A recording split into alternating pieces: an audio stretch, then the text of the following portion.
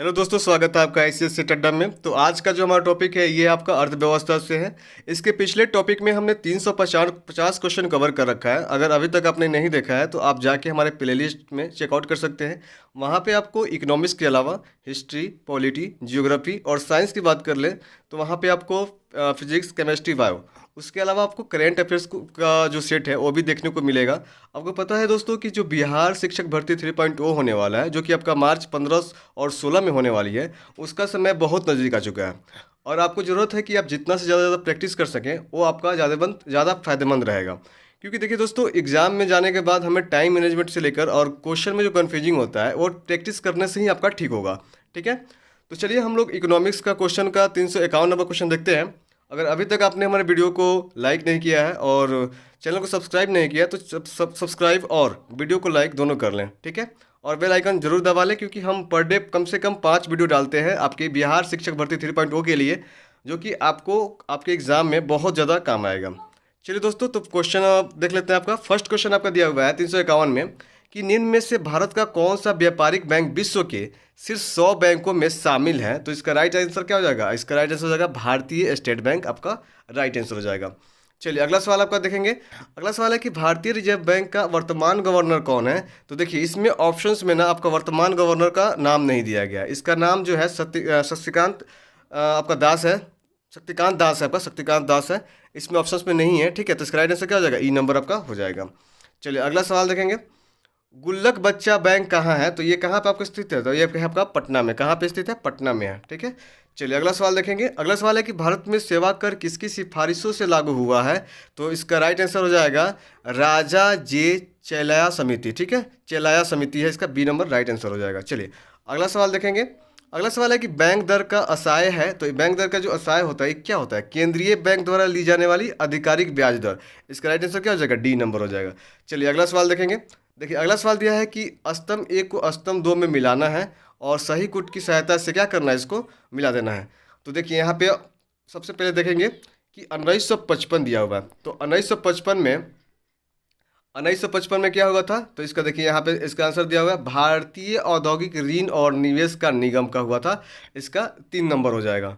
ठीक है, और देखिए आपका दिया हुआ है, आगे दिया हुआ है कि 1964। तो 1964 में हुआ था भारतीय औद्योगिक विकास बैंक। इसका राइट कैसा हो जाएगा? भारतीय औद्योगिक विकास बैंक।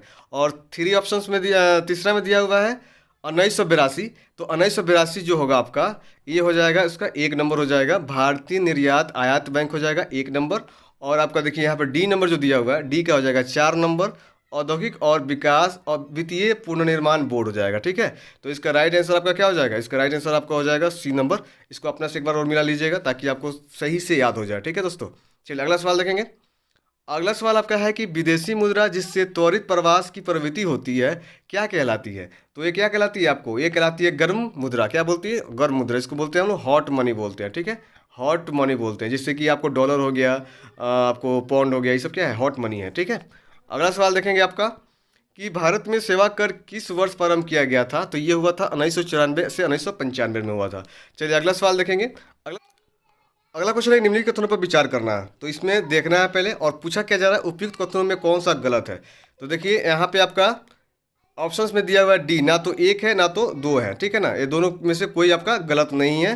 तो आप इसको थोड़ा सा पढ़ लीजिएगा। ठीक है, चलिए अगला सवाल देखेंगे।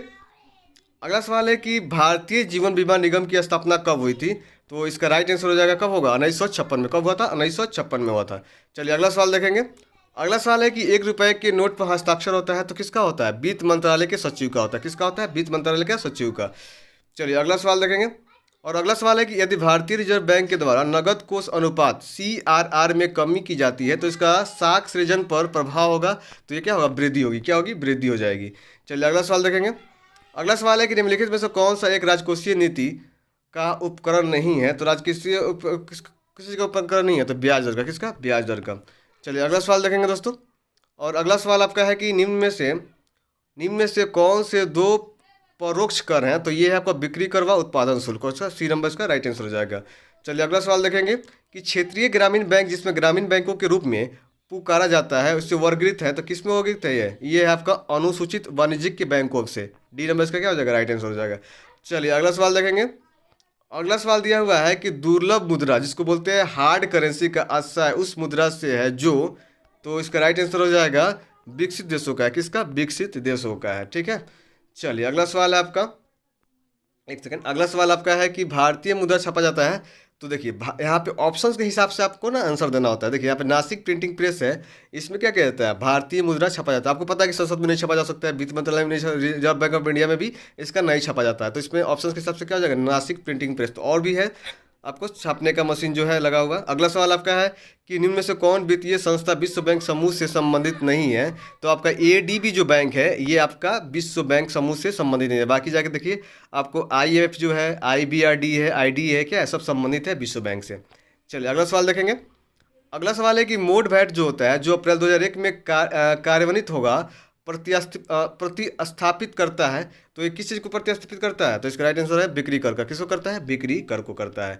चलिए अगला सवाल देखेंगे। अगला सवाल है कि सामान्य रूप से मुद्रा नीति का प्रधान लक्ष्य क्या होता है? तो इसका राइट आंसर हो जाएगा मुद्रा आपूर्ति का नियंत्रण करना। क्या हो जाएगा? मुद्रा आपूर्ति का नियंत्रण करना, इसका राइट आंसर हो जाएगा। चलिए अगला सवाल है कि कामगारों के उस समूह जो उच्च आहत प्राप्त व कुशल होता है तथा मानसिक कार्य करता है को कहा जाता है। तो क्या कहा जाता है? तो ये कहा जाता है आपको वेतन भोगी कर्मचारी। क्या होता है? वेतन भोगी कर्मचारी। सी नंबर इसका राइट आंसर हो जाएगा। चलिए अगला सवाल देखेंगे कि भारतीय रिजर्व बैंक ने भारत के विदेश व्यापार में धन लगाने में मदद की है, तो इसका राइट आंसर क्या हो जाएगा? ये हो जाएगा एक्सिम बैंक द्वारा। किसके? एक्सिम बैंक द्वारा। बी नंबर इसका राइट आंसर हो जाएगा। चलिए अगला सवाल देखेंगे। अगला सवाल है कि मुंबई में स्थित है भूमि विकास बैंक निम्नलिखित का एक अंश है, तो इसका राइट आंसर क्या हो जाएगा? इसका राइट आंसर हो जाएगा सहकारी उधार ढांचा। डी नंबर इसका क्या हो जाएगा? राइट आंसर हो जाएगा। चलिए अगला सवाल देखेंगे कि निम्नलिखित में से कौन सा केंद्रीय सरकार का राज कर नहीं है? तो केंद्रीय सरकार का कर क्यों नहीं है? भूमि राजस्व जो है आपका केंद्रीय सरकार का कर नहीं होगा। चलिए अगला सवाल है आपका। अगला सवाल है कि 2 रुपये और उसके अधिक मूल्य की मुद्रा को नोट की देनदारी किसकी होती है? तो इसकी राइट आंसर क्या हो जाएगी? Reserve bank of India. देखिए 1 रुपये के छोड़ के 2 रुपये से जितना भी होता है वो सबका देनदारी कौन देता है? रिजर्व बैंक ऑफ इंडिया देता है। ठीक है, चलिए अगला सवाल है आपका कि किस इकाई का मूल्य कागजी स्वर्ण पेपर गोल्ड के रूप में जाना जाता है? तो इसका राइट आंसर हो जाएगा आपका, देख एक मिनट इसका ऑप्शन देख लेंगे पहले। इसका राइट आंसर देखिए यहाँ पे दिया हुआ है आपका, क्या दिया हुआ है? SDR। क्या दिया हुआ है? SDR दिया हुआ है। ठीक है, इसका राइट आंसर हो जाएगा सी नंबर। चलिए अगला सवाल देखेंगे। अगला सवाल है कि वर्तमान में बीमा का नियामक है, तो नियामक कौन है? IRDA के अध्यक्ष। जो IRDA है उसके अध्यक्ष कौन है? और अध्यक्ष वर्तमान के बीमा का नियामक होता है। ठीक है, चलिए अगला सवाल देखेंगे कि भारतीय रिजर्व बैंक निर्गत करता है, तो ये क्या निर्गत करता है? ये करता है 1 रुपये के अतिरिक्त सभी मूल्यों के करेंसी नोट। ठीक है, आपको याद रखना है कि 1 रुपया जो होता है ये भारत सरकार द्वारा होती है, भारत सचिव में साइन होता है, और बाकी जो 1 रुपया से अधिक जो होता है वो आपको RBI का उसका होता है। चलिए अगला सवाल है आपका कि भारत में किस क्षेत्र में प्रत्यक्ष विदेशी निवेश इक्विटी प्रवाह उच्चतम है? तो इसका राइट आंसर आपका हो जाएगा, इसका राइट आंसर क्या हो जाएगा? सेवा क्षेत्र। कौन हो जाएगा? सेवा क्षेत्र हो जाएगा। चलिए अगला सवाल देखेंगे कि इस वैश्वीकरण में सम्मिलित नहीं है, तो सम्मिलित कौन सा नहीं है? सार्वजनिक क्षेत्र की इक्विटी जो होता है ना का विनिवेश जो होता है, इक्विटी की बात हो रही है, तो ये राइट आंसर क्या हो जाएगा? डी नंबर हो जाएगा। ठीक है, जो कि सम्मिलित नहीं है। चलिए अगला सवाल देखेंगे कि शब्द संक्षेप ट्रिम्स से क्या जमा बनता है? तो इसका राइट आंसर हो जाएगा व्यापार संबंधित निवेश उपाय। क्या हो जाएगा? व्यापार संबंधित निवेश उपाय हो जाएगा। चलिए अगला सवाल देखेंगे। अगला सवाल दिया है कि निम्न उपायों में से कौन सा भारतीय भुगतान संतुलन स्थिति का सुधारने में सक्षम नहीं है? तो इसका राइट आंसर हो जाएगा निर्यातों पर अधिकार कर लगाना। डी नंबर इसका क्या हो जाएगा? राइट आंसर हो जाएगा। चलिए अगला दोस्तों, अगला सवाल आपका कि भावी राजस्व घाटा किस केंद्रीय बजट में पेश किया गया है? तो इसका राइट आंसर क्या हो जाएगा? 2011 से 2012। बी नंबर इसका क्या हो जाएगा? राइट आंसर हो जाएगा। ठीक है, चलिए अगला सवाल दिया हुआ है कि ब्याज भुगतान एक आइटम है, तो ब्याज भुगतान जो होता है ये कौन सी आइटम होती है? तो इसका राइट आंसर देखिए यहाँ पे फर्स्ट में दिया हुआ है, इसका होता है राजस्व व्यय का आय होता है। राजस्व व्यय का होता है इसका। चलिए अगला सवाल देखेंगे, और अगला सवाल आपको दिया हुआ है कितना हुआ? 384 हुआ ना। चलिए 385 नंबर देखेंगे। अब क्वेश्चन दिया हुआ है कि भारतीय विकास फोरम जो है जिसको IDF पहले जाना जाता था, इसका राइट आंसर क्या कौन है? तो ये है भारत सहायता क्लब है। क्या है? भारत सहायता club. B number A number इसका क्या हो जाएगा? राइट आंसर हो जाएगा। चलिए दोस्तों अगला सवाल आपका है कि वर्तमान समय में भारत का सबसे बड़ा व्यापारिक हिस्सेदार कौन है? तो USA है। कौन है? USA हो जाएगा। ये भी ऑप्शन के हिसाब से आप काम करिएगा। चलिए अगला सवाल देखेंगे। अगला सवाल है कि आपका WTO अस्तित्व में आया, तो ये कब अस्तित्व में आया था? तो ये आया था आपको जनवरी 1995 में। कब आया था? जनवरी 1995 में। चलिए अगला सवाल देखेंगे कि विश्व व्यापार संगठन का, वर्ल्ड ट्रेड ऑर्गेनाइजेशन इसको बोलते हैं, प्रथम अध्यक्ष कौन थे? तो इसका राइट आंसर हो जाएगा पीटर सदरलैंड थे। कौन? Peter Sutherland. बी नंबर इसका राइट आंसर हो जाएगा। चलिए अगला सवाल देखेंगे। अगला सवाल है कि क्वेश्चन है कि सपाटा का पूर्ण रूप क्या है? तो इसका राइट आंसर हो जाएगा साउथ एशिया प्रीफरेंशियल ट्रेड एग्रीमेंट हो जाएगा। इसका राइट आंसर हो जाएगा क्या हो जाएगा? ये नंबर हो जाएगा। चलिए अगला सवाल देखेंगे। अगला सवाल आपका दिया है कि मुद्रास्फीति के संदर्भ में सीपीआई का पूर्ण रूप क्या होगा?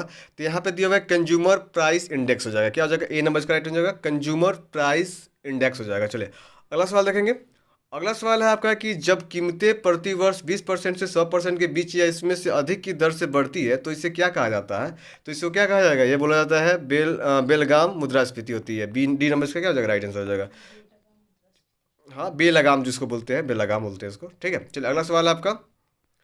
अगला सवाल है कि निम्नलिखित में से किस उत्पादन के मूल्य में वृद्धि होने के परिणाम स्वरूप कई उत्पादों के मूल्य में वृद्धि होगी, जिसका परिणाम मुद्रास्फीति होगा?